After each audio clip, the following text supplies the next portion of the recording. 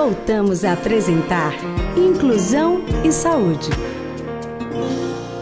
Voltamos com mais um Inclusão e Saúde. E de imediato já lhe faço a pergunta que eu fiz também, na chamada do intervalo comercial. O seu filho, o seu pequenininho, a sua filha, a sua criança, ela já falou de namorar com alguém, com algum amiguinho da escola? Você acha que isso é correto? Ah, mas é só de brincadeira. Tem uma campanha que foi iniciada no Amazonas que fala exatamente sobre isso, mas ganhou repercussão exatamente utilizando-se aí das mídias, das redes sociais, que acabou chegando até nós aqui. Criança não namora nem de brincadeira. Essa é a proposta da campanha. E quem vai falar sobre esse assunto com a gente é a doutora Isabela Bezerra, neuropsicóloga. Bem-vinda mais uma vez ao nosso programa. Obrigada, Vinícius. Bom, dizem que a boa filha também a casa torna, né? Então é a segunda vez que ela vem aqui ao nosso programa. Mas é um assunto polêmico, né? Muito. Eu sei que isso acaba mexendo com a curiosidade dos pais, com o comportamento das crianças.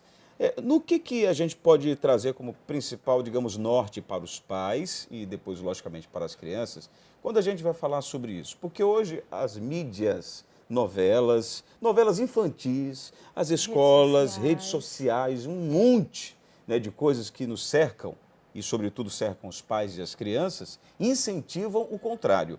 Como travar, vamos dizer, essa discussão? Eu sempre falo que falar de criança é respeitar etapas. Então, a gente precisa entender que esse problema ele não é só da família, nem nosso enquanto profissionais que lidam com essas crianças, ou também da escola, mas da sociedade como um todo, porque como você muito bem colocou, isso é replicado de alguma forma nas redes sociais, na sociedade midiática como um todo. Então, a gente precisa entender que é brincando, precisa cuidar do brincar, porque o brincar é um exercício de comportamento. E aí, a criança, a gente não pode jamais esquecer que criança faz aquilo que ela vê. Então, antigamente a gente tinha maior frequência de uma criança estranhar o beijinho do papai e da mamãe quando ele está se despedindo aí ao trabalho. Hoje, as nossas crianças veem isso com uma certa naturalidade.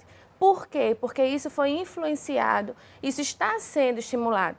E a campanha, na verdade, ela foi criada pela Secretaria do Estado de Assistência Social de lá do Amazonas, em 5 de abril, tentando conscientizar.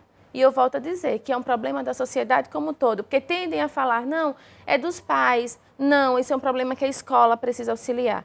E eu sempre friso, é da sociedade. Nós, enquanto participantes de um contexto social, a gente precisa ter cuidado com aquilo que a gente defende, porque a gente só defende aquilo que a gente acredita.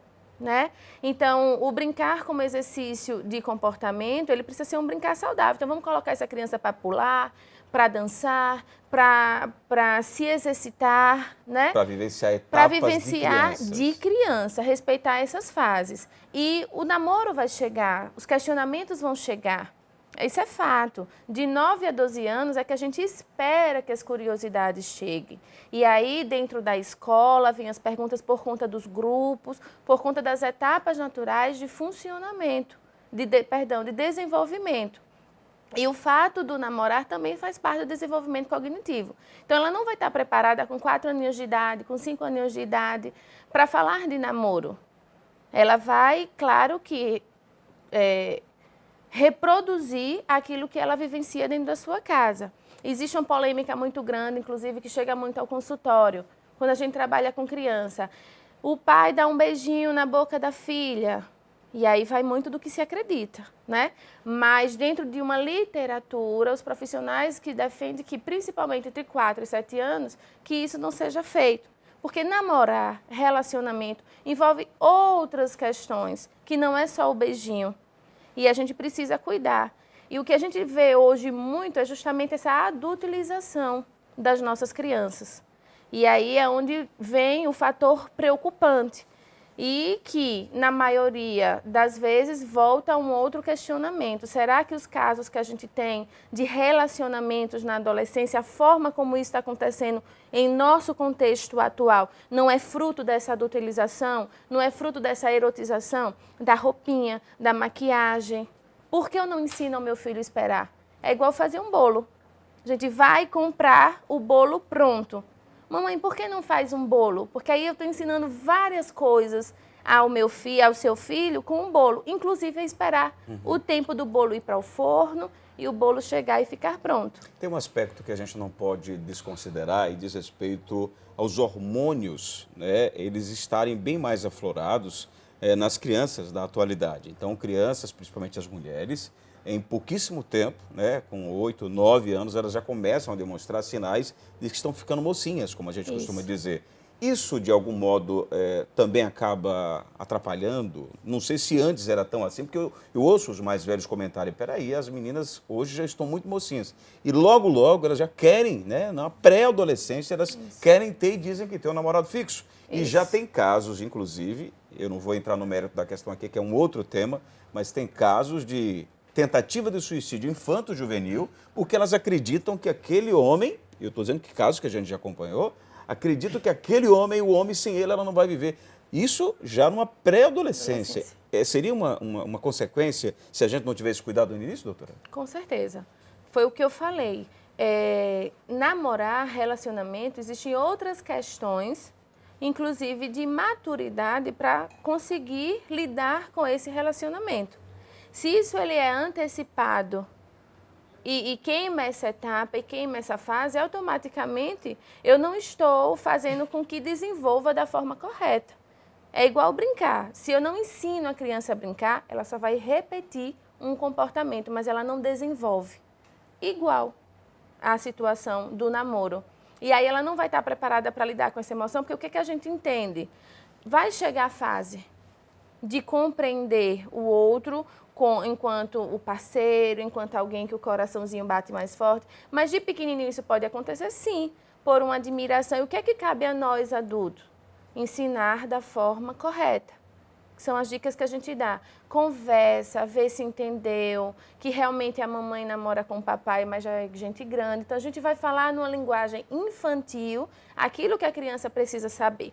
De 9 a 12 anos, inicia maior curiosidade. A partir daí, a gente aguarda a puberdade, que é justamente esse boom hormonal, que a gente chama das mudanças tanto quantitativas quanto qualitativas do próprio desenvolvimento. E a partir daí, sim, a gente vai ensinar como a coisa tem que ser conduzida da forma correta. Agora, a gente não pode esquecer que a briga ela é desleal, considerando, como eu disse logo no começo, todas as outras ferramentas que se mostram contrárias. Sobretudo a internet, que para alguns, entre aspas, é terra sem lei. Hoje eu estou falando como exemplo prático em casa, meus filhos, um tem 4, outra tem 9, e a internet para eles, claro, a gente acompanha, monitora e tudo mais, mas se você abrir aí o YouTube ou qualquer outro canal desse tipo, você tem lá uma série de informações de um canto a outro do mundo. Né? Então ali você pode, num momento sem perceber, seu filho ter acesso a alguma informação que você não conseguiu, né, dar conta naquela hora. Então, hoje está tudo fácil, entre aspas, tudo acessível. Talvez isso tenha ajudado ou esteja ajudando nessa contramão do que a senhora e tem toda uma defesa nesse quesito de criança não namora nem de brincadeira. E, como eu disse, a própria mídia aberta. Eu falei tem novelas que eu não preciso dizer nome aqui, novelas infantis, né? Tem sequências de novelas infantis que você vê, que você tem ambiente escolar, que você tem isso, tem aquilo, mas a criança, ela tem uma história de romance com a outra criança. Ou outras crianças têm, né? É natural admirar, é natural valorizar o amiguinho. A gente precisa saber conduzir isso e o melhor de tudo, e que eu digo sempre, o diálogo. Família, papai, mamãe, o diálogo. Viver a vida dos seus filhos. Porque por mais que a internet ele seja um meio sem limite, que tenha sua função positiva para a gente no mundo que vivemos hoje, ela também tem um efeito negativo. E como eu vou saber, Isabela, participar desse dia a dia do meu filho? Vivendo esse dia a dia. Partilhando mais das experiências. Porque eu tenho certeza que quando ele vem para esse pai, que participa, ele vem sem tanto tabu, ele vem sem tanto receio. E aí não vai ser pego por surpresa quando isso já estiver numa fase muito maior, que você já tem um controle mais difícil. E participar sempre. Doutora Isabela Bezerra, quero te agradecer muito pela sua vinda. É claro que o tempo é muito curto para a gente expandir aqui o assunto, mas acredito que já foi bastante útil para os pais, mães que estão acompanhando o nosso programa. Até uma próxima oportunidade, se Deus quiser. Eu que agradeço. Bom, falar nisso, viu? No próximo programa, provavelmente, já vamos estar com outro assunto que tem a ver com comportamento. Um assunto que está bombando, tem gente cometendo muita bobagem por aí, e tem uma historinha de uma baleia azul, sabe? E isso está trazendo consequências que ninguém sabe onde isso vai dar. E a gente vai trazer uma outra profissional aqui, que já esteve no programa, para falar sobre isso. Porque tem pessoas que têm medo de comentar sobre suicídio. Suicídio, sobretudo, infanto-juvenil. Onde é que essa história da baleia azul vai terminar? Não perca, muito provavelmente, na nossa próxima edição. Fiquem todos com Deus, obrigado à nossa maravilhosa equipe, todos, né, num sincronismo que não tem nem o que se comentar, né? O Miltinho, o seu Paulo, o João Paulo, também, claro, até a nossa maquiadora, Dona Helena, né, que nos prepara aqui todos os programas.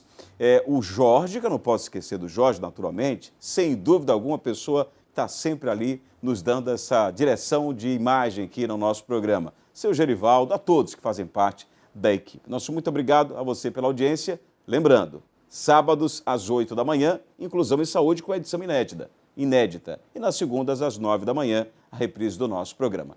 Compartilhe tudo isso que você está acompanhando nas nossas redes sociais da APAI de Aracaju, que é a produtora desse trabalho. E, claro, no YouTube, todas as edições, você procura lá no nosso canal no YouTube, APAI de Aracaju. Compartilha, curte, né, dá um like, você comenta. Espaço é exatamente seu para dar sugestões e dar a sua opinião. O que é que achou das nossas entrevistas? Comente nas nossas redes sociais, sobretudo na fanpage da APAI. Procura lá, facebook.com/APAI Aracaju ou no Instagram, @APAI Aracaju.